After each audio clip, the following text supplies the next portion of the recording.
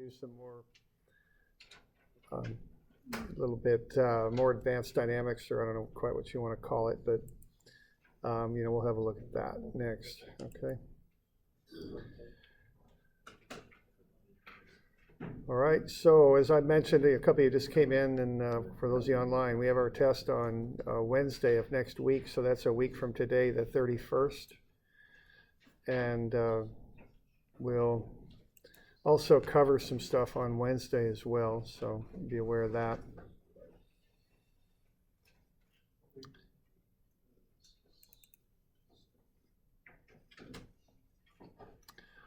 All right, so let's have a look here at looking at an object as it moves, in two dimensions.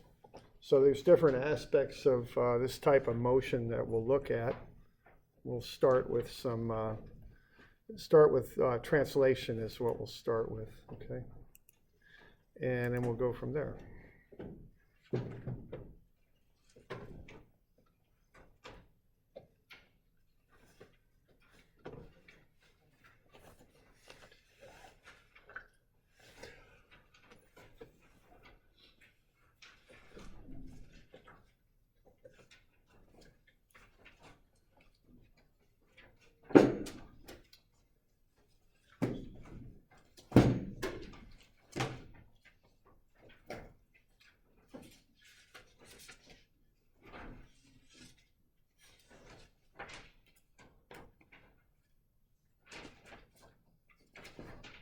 We're on page 670.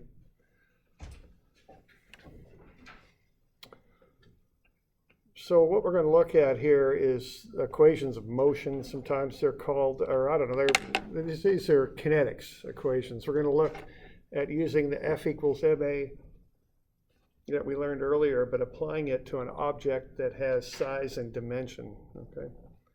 So when we do this here, F equals ma, a will refer to the center of gravity. That's the point that will accelerate in response to the sum of forces. So we use the center of gravity of an object as kind of the reference point.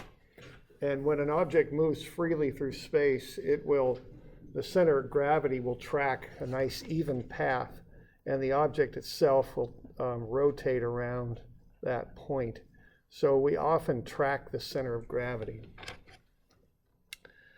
Now we get a second equation that's actually a moment equation. So the sum of moments about the center of gravity is equal to the moment of inertia times alpha. So as we apply moments, if we look at the moments caused by these forces about the center of gravity, it will have an alpha that corresponds to its center, to its moment of inertia, I sub g, actually, in this case. So those are two fundamental equations we use to analyze this stuff. Now another one we're going to look at is called the inertial moments equation. So if we got a point that is not the center of gravity, that we'd like to take moments about, let's call that A. Sum of moments about A would be Ig alpha. But there's some other accelerations that are happening here that we have to account for, because not only is the object rotating with an angular acceleration, but the center of gravity is also accelerating. And we have to consider that as it rotates, as those inertial forces, which is mass times acceleration, as they cause inertial moments about point A, we have to consider those also. Okay. So the center of gravity is the point that we use as our reference point. So if that thing's accelerating as shown with AX and AY, we'd look at the moment arms from AX to that point A, and that would be Y bar. So we'd create what we call an inertial moment, which is an inertial force, which is ma, times a moment arm, which in this case would be Y bar from A to G. And then similarly, we could look at the acceleration of the center of gravity in the y direction.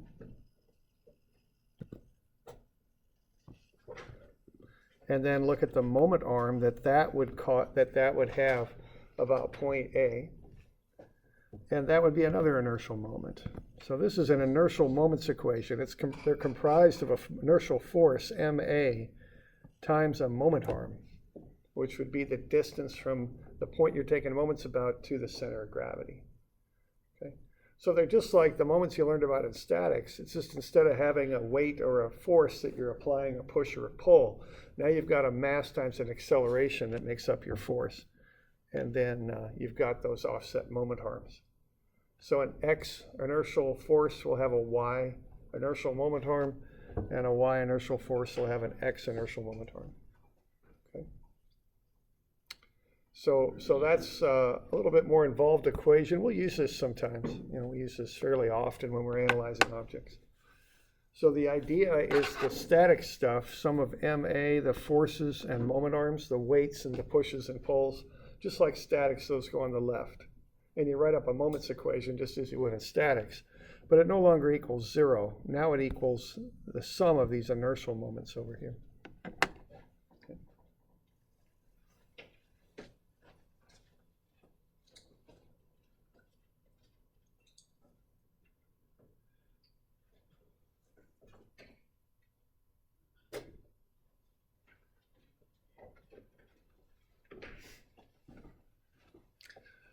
Okay, so let's have a look at applying this to some different situations that we might run into. The first one is translation. Okay, so translation means the center of gravity is just moving through space, and the object itself is not rotating about the center of gravity. Okay. So that's translation. The object is just moving left or right or up or down or in a parabolic path or whatever it's doing. We could also look at the reactions on the wheels as it moves and see if it's going to tip or not, which that would be tipping there as the front wheel comes up off the ground. Okay. So those are the things that we could look at. Okay.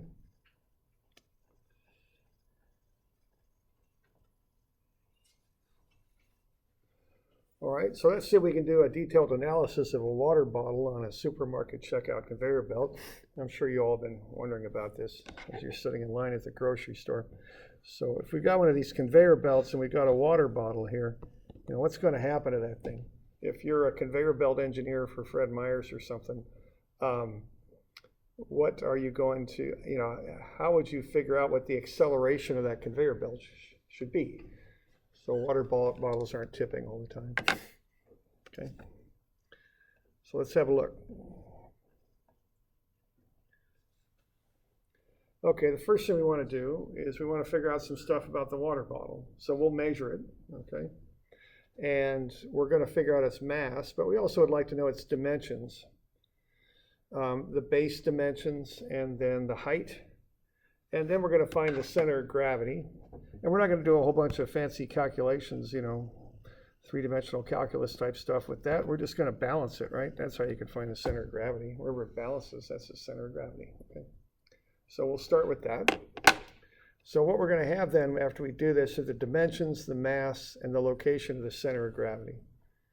So I've got that on one of the pages in here, where we can look at that. And that's on 690.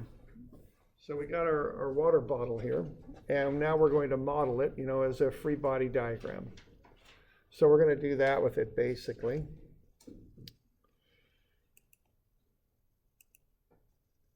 So there it is. So what we've got for this water bottle is we've got 25 centimeter total height, 17 centimeters from the base up to the center of gravity, and the center of gravity is 3 centimeters over from the edge. The base itself is 6 centimeters, and I'm going to model that as though it's 2 reactions, one on the front and one on the back. Okay. So that's what I'm coming up with for dimensions. I've also got the mass is 0.3 kilograms, which comes out to a weight of about 2.94 newtons. Okay. So that's what we got with our water bottle. I'm picking a water bottle because they tend to be a little bit top heavy, you know, and we don't want these things falling down on the conveyor belt. So, you know, often with those lids, they get a little bit top heavy, so they'll tip more. Okay. So what we're looking at here is if we put this on the conveyor belt and accelerate the conveyor belt, how likely are they to tip over and fall down? Okay. So we good so far? Are we doing okay? Okay.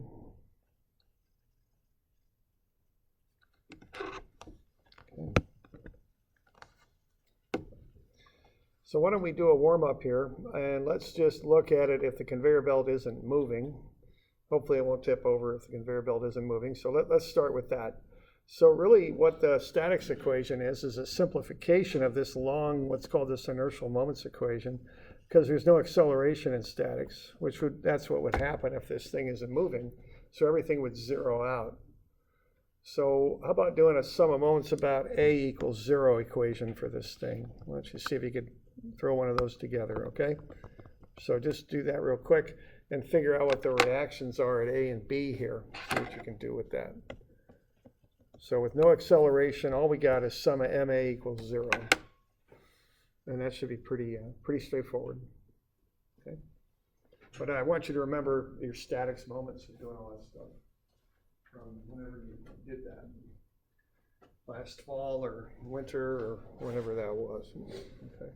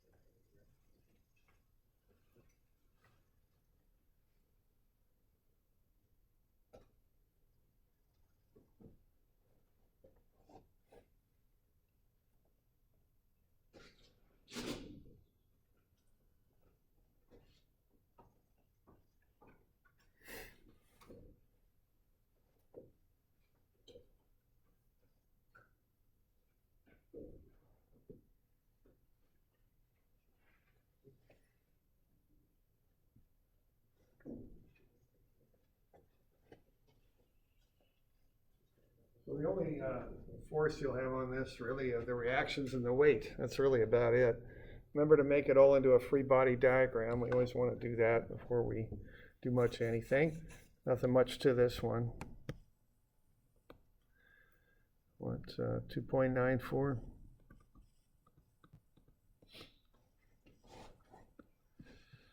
RB, RA. Okay.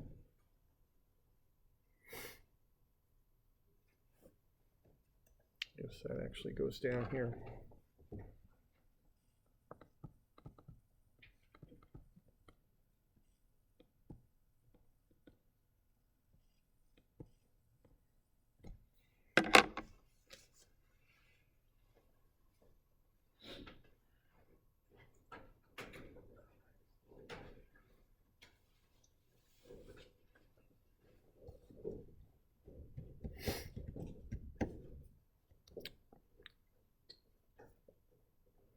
And the goal here is to come up with RA and RB. So what's the value of RA? Is it 1.47? Yeah, right. Yeah, they both come out to be 1.47.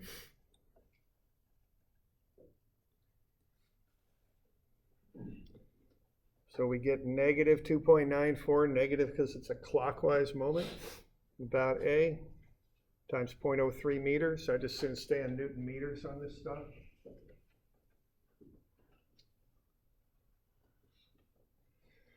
Negative because it's clockwise. So that's coming around that way. And then we got 0.06 RB, and the sum of those is 0 because it's statics. Then we can work through the calculations here and get to RB as 1.47. And then sum of Fy is 0. And that'll get us to RA as 1.47 also. Okay. And we're doing a fair amount of work here to get to a pretty obvious answer. The thing's symmetrical. You know, each side is half the weight for the reaction. Doing all right with that? Okay. So that's the basics of it. So, and that's statics, if you remember doing that. You all remember that stuff? This is a very simple example, but let's kind of remember that, because we'll do more complicated examples. We want to get comfortable with that old stuff that you did in statics. That's the idea here, okay? Because what we're going to do, we're going to take what you learned in statics, and we're just going to add dynamics to it on the right, okay? If you remember from doing the stuff that we were doing earlier, the left side I call the statics side. I just do statics on the left. On the right, that's where the masses and accelerations go. That's where I do dynamics. That applies to forces, but it also will apply to moments. Okay? Because now we have this idea of what we call inertial moments, okay, that we're going to consider. All right. So we good with that?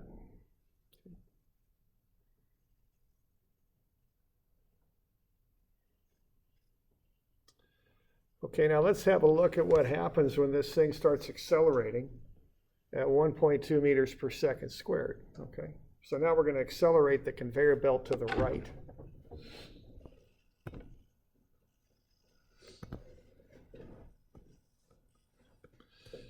So we got 2.94 newtons.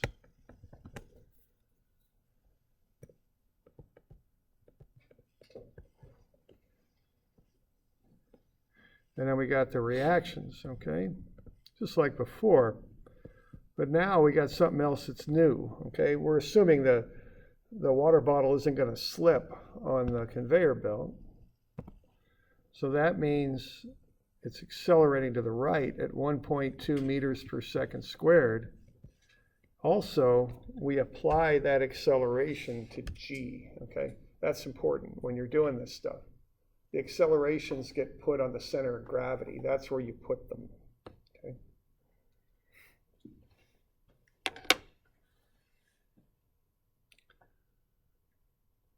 So you all good with that?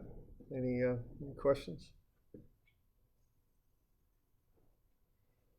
So there's the free body diagram to use, okay? And the acceleration goes on g, the center of gravity. Okay. So now what we're going to do is we're going to analyze this, okay? Now, if you look at this, we got sum of MA is all these inertial moments, and there's three of them. There's IG alpha, there's MAGX Y bar, and MAGY X bar, okay? There's three of them. Now, if this thing's just moving on a conveyor belt, the alpha is 0. There's no angular acceleration. And also, MAGY times X bar is 0 because it's not accelerating up or down. All it's doing is accelerating in the X direction. So there's the only inertial moment, is that, okay?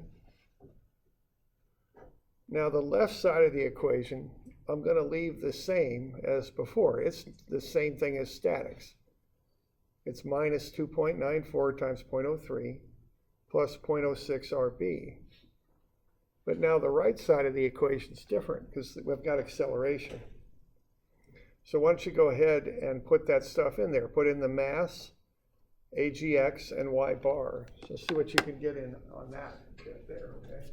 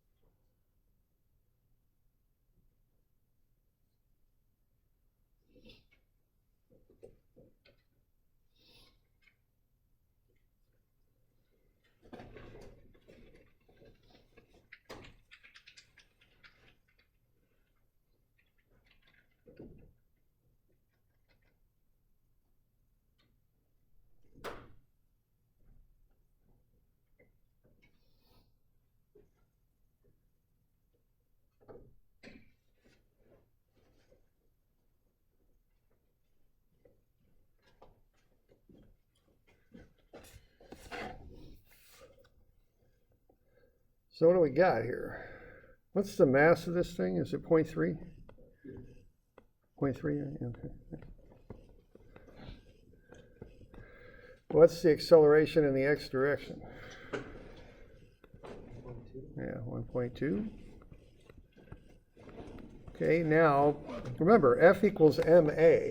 That's ma. That's an inertial force is what we call that, okay? And then what's the moment arm? Because we're taking moments about A.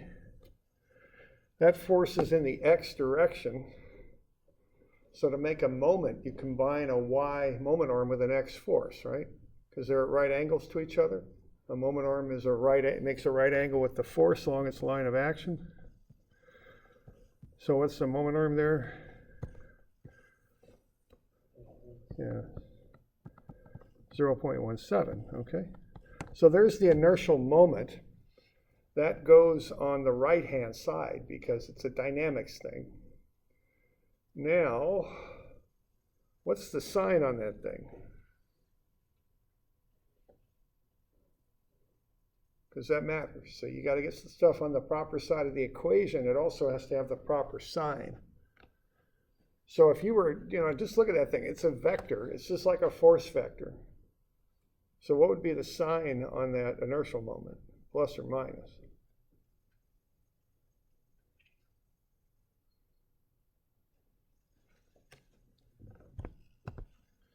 Yeah, which way is it coming if it's a moment? Clockwise or counterclockwise? Yeah, it's going clockwise, right? It's doing that. You all seeing that? I mean, it's just an acceleration. Instead of being a force, oh, that darn thing, it's an acceleration, okay? Don't lock up on me. Come on now. It locked up on me. Stupid thing.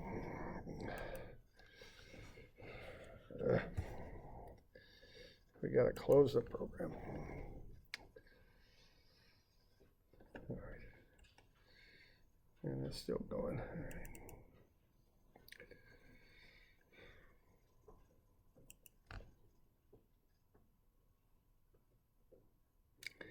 And it's kind of like that never happened. Okay, so we'll go to dynamics and then we'll come here.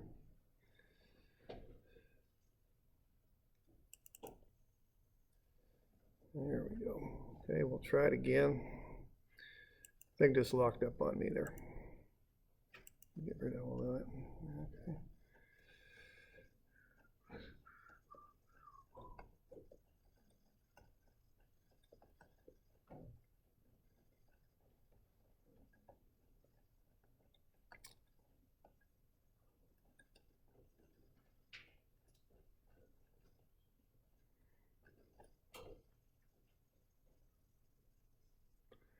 Okay, so there we go. So see, that's minus because it's clockwise. And if you look at what's happening there, it's rotating clockwise, because if you extend that force out, if you were to push on the bottle would tip clockwise, wouldn't it, if you pushed hard enough?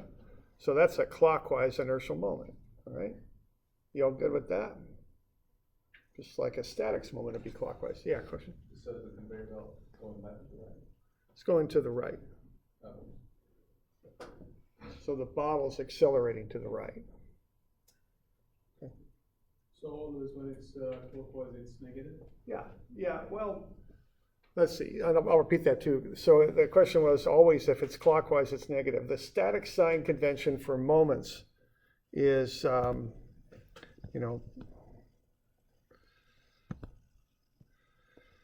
so for moments in statics, that's positive and that's minus. It's based on the right-hand rule.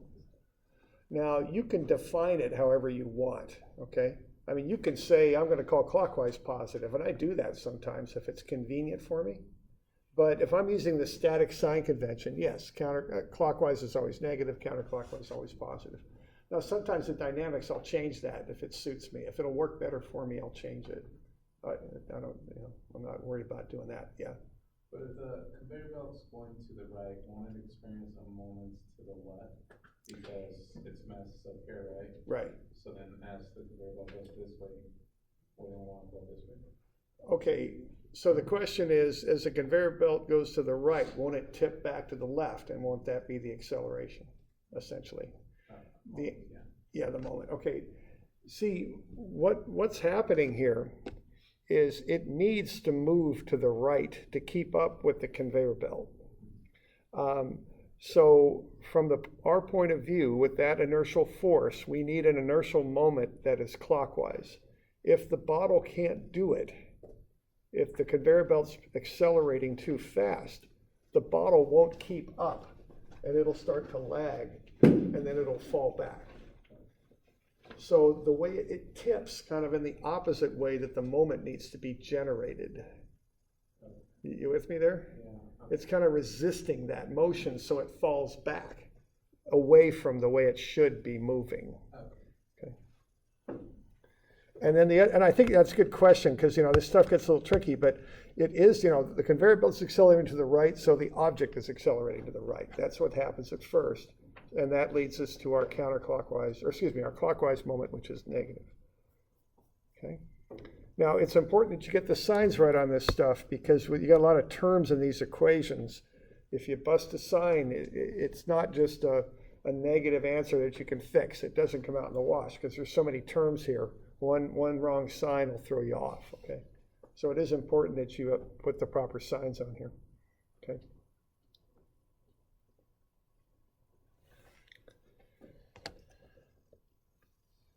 We good with that? Okay. All right, and then notice that front reaction is less than when it's just sitting there. It's only 0.45, so the reaction at A then would be 2.49, quite a bit heavier. And if you think about that, if you're in a car and you accelerate, you step on the gas, like when you turn on to Route 34 to go to Corvallis, step on the gas, what happens to you? You kind of rock back, right? See, you're resisting that acceleration. Yeah, right, that's what you... Be careful with that on that road. But yeah, so you kind of rock back, okay? And so you're resisting that acceleration. Or now, okay, so what happens is that front wheel starts getting kind of light, okay? And if you're in a motorcycle in a low gear and you really hit the gas hard, you resist that acceleration. You rock back and that front wheel gets too light and it comes up off the ground, right? Sometimes referred to as popping a wheelie, I think is the technical term for that. Okay. All right.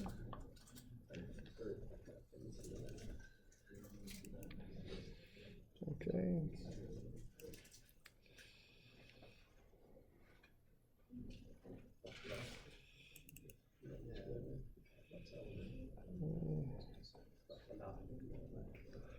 Okay, what I remember is skiing. Okay, I used to actually do cross-country ski racing, okay?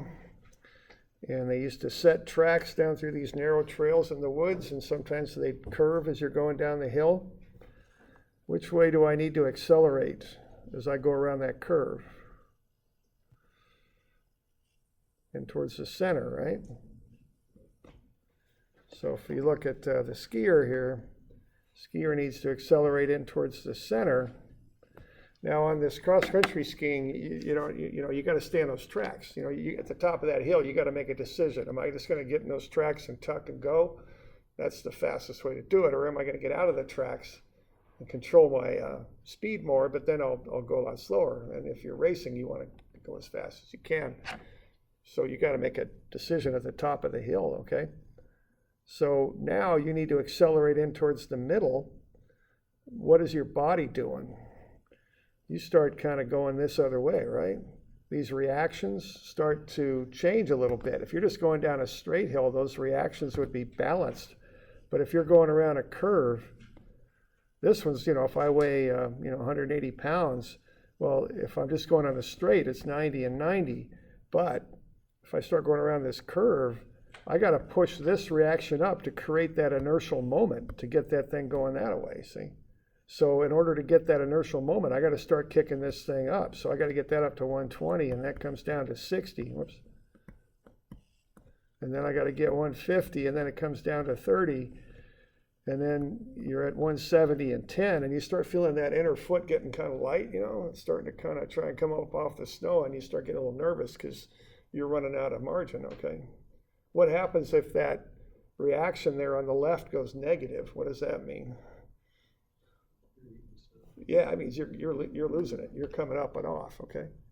Okay. So the tipping sensation occurs when that front one of those wheels or skis or whatever, the reaction goes to zero. That's when you're starting to tip.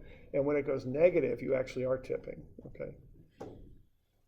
I remember one friend of mine busted a rib. He didn't quite calculate it right, and he went off into a tree and busted a rib, okay? All right.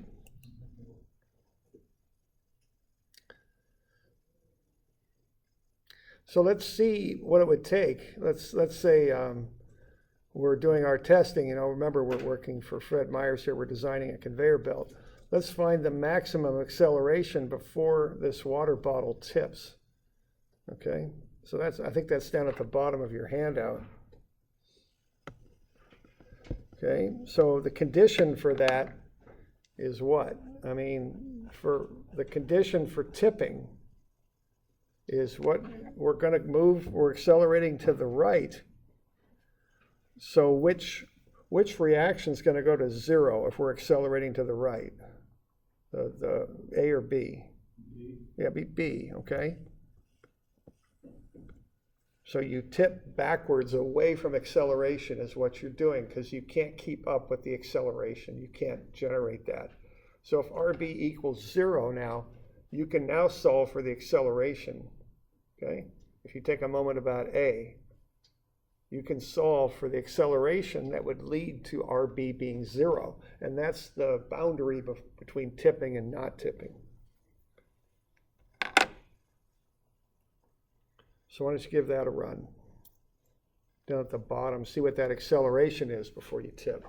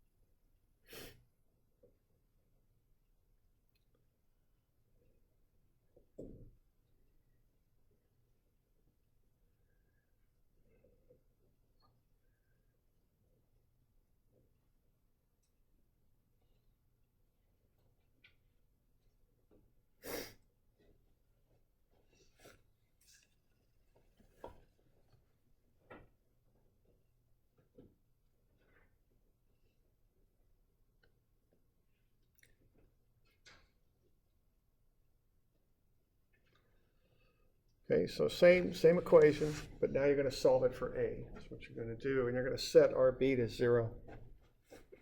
because that's what happens right before it tips.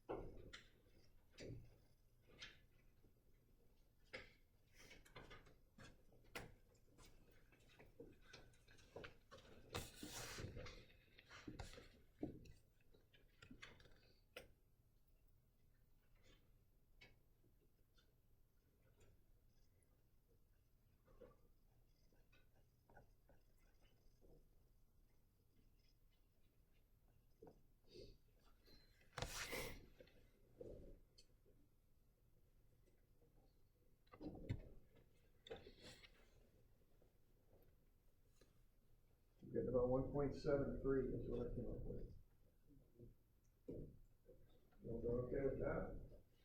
And here's an example where if I saw this coming, I might have just, rather than getting all those negative signs in there, I might have just done this one like that, just called it plus. They'd both be positive, I'd get the same answer, So you can call clockwise positive if you want. If I'm going to do that, though, I'll call it out, So had I done that, that would be positive.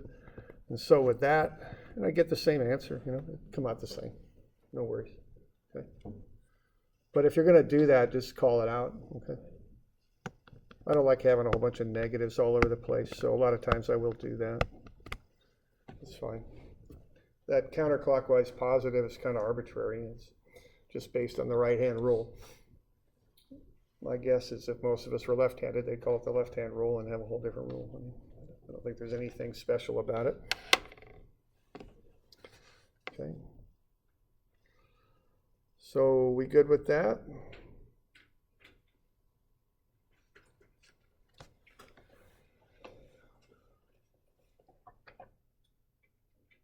Okay.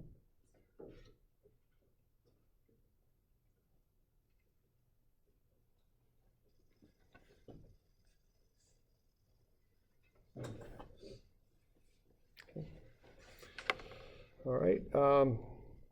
So that's a bit of a start on that. Of course, we get into more complicated things and all that, but why don't we just take a bit of a break here if there aren't any questions, and we'll carry on here after a little bit of a break.